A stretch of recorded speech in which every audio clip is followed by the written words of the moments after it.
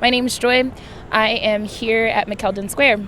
It is roughly around 8, it's almost 8 p.m. Yep. What is McKeldin Square? McKeldin Square is a public space located directly across the street from the Inner Harbor. In what city? If folks are Baltimore. That's right, Baltimore, Maryland. Here. And it's the site of what? It's the site of what? Oh, it's also the sign of Occupy Baltimore, which is what we're currently here for. So can you describe a little bit from your experience what happened earlier today with the Fox 45 News reporter?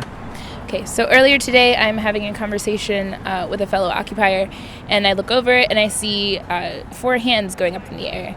As I get closer, I see that they are swatting and batting at people.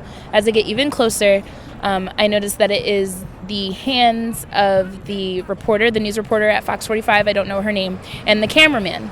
I see that people have built a peaceful wall and are trying to hold up signs at a very good distance away from them, and they are consistently pushing and shoving at people and using the camera almost as a weapon, but just to block and get them out the way. Can you describe why they were here and what they were trying to film? As far as I knew, they were trying to zip up a tent because there was an argument that was happening. They said with their own mouths that they were trying to see if it became potentially violent. My response was that that's an instigation and that actually was uncovering something that wasn't there. They said that they proceeded to say we were trying to cover something up, but they also were trying to still infiltrate the tent, also kind of invade on someone's privacy. This was the Fox 45 News reporter? This was the Fox 45 news reporter and cameraman. And did you hear them say anything, shout anything? They just said they wanted to see the truth, and they thought we were hiding something. They were being very evasive. We went over to the police and talked to them about them assaulting us, and they came over and talked to the news crew. The news crew then turned around, kind of sped off, and gave us the finger. And can you describe a little bit about how you said there was like a wall? What exactly? Kind of a peaceful wall. What happens is that if there's someone's privacy or maybe someone that is injured and you're trying to block this person in order for them to seek some safety or privacy, just people stand there. And sometimes they'll lock arms just to make sure that it actually is secure. There is no blocking, there is no pushing. At the time that I saw the silent wall had kind of fallen. However, they were still getting shoved and pushed by the cameraman and the reporter from Fox 45.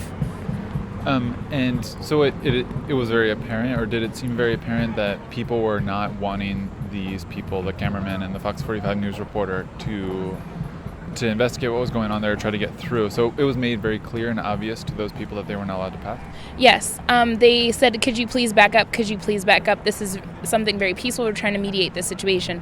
One of the conversations that happened with the newscasters on air or on camera was that they were trying to mediate the situation. The camera crew came by and instigated something that didn't happen, and nothing violent ever happened. And do you think the camera crew and the Fox 45 news reporter came down because of what was happening in the tent, because of that dispute, or were they here previously? They were here previously on an alleged sexual assault crime that was reported. However, it hasn't been founded. That case has been taken off this site. So as far as I know, this is just reported information that the person has been captured. Other than that, they came down here probably to instigate something else that wasn't here. So as far as I know, they were instigating crimes that were not there. So you feel like Fox 45 News was trying to create more news than actually report on the facts? They definitely said it in their own words that they thought something violent was going to break out. Even though there was people there mediating, people there calming the situation down. I didn't actually notice the crowd until I saw the hands going up in the air, and that's when more and more people, we called roundup, which is something that both security and the community does to gather everyone around to help with a possible violent situation, a possible security risk. As I see more people gather, I see the hands go up. I'm already seeing the hands go up, and then I hear roundup. And then how did the police respond to the whole thing? We went over to the police to report an assault because they did physically put their hands and possibly fists and elbows in people's faces. They said that is something that's not allowed, and that they hopefully cut it on the 10 cameras they have on us currently. And they talked to Fox 45 News, and after they had that talk, they went away. So I don't know if they were told to leave. I'm not very sure about that. Wait, so the police have 10 cameras on the site at all times? That's what we've been told by Baltimore Partnership.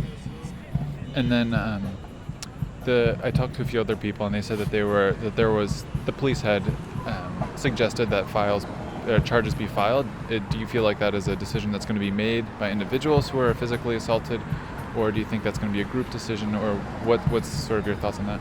I think that along with anything else that happens that is either violently related or harassment related, that the individual has to do it. I think there are several people now looking into filing assault and possibly subpoenaing the video camera of Fox 45. We hope to be successful in that.